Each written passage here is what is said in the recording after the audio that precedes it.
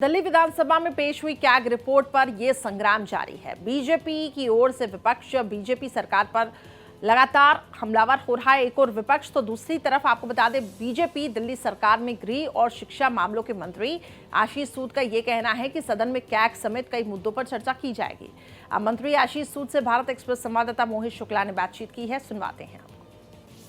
दिल्ली सरकार में मंत्री आशीष सूद हमारे साथ हैं। आज जो 25 तारीख को रिपोर्ट पेश की गई थी, आज उस पर चर्चा होनी है और चर्चा के दौरान कई सारे महत्वपूर्ण विषय भी सामने रखे जाएंगे। क्या कहेंगे?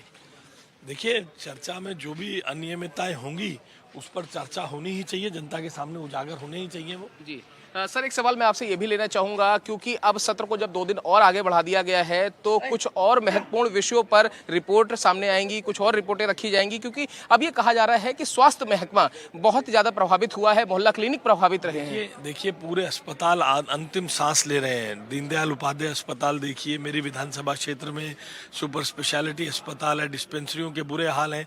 इसके लिए किसी रिपोर्ट की क्या जरूरत है, मगर कोई रिपोर्ट उस संदर्भ में आने वाली है या नहीं, ये अध्यक्षीय कार्यालय बेहतर बताएगा। ठीक है, वक्त देने के लिए बहुत शुक्रिया। तो साफ तौर पर आप दिल्ली सरकार में मंत्री आशीष सूद को सुन रहे थे, जिनका ये कहना है कि थोड़ा सा इंतजार कीजिए और जिन जिन विषयों पर, जिन जिन मामलात पर कहीं ना कहीं करप्शन हुआ है उसकी अब खुलकर चर्चा भी होगी उस पर, और खुलकर कई सारे राज सामने आएंगे। दिल्ली से कैमरा पर्सन धर्मेंद्र गौतम के साथ मैं मोहित शुक्ला, भारत एक्सप्रेस।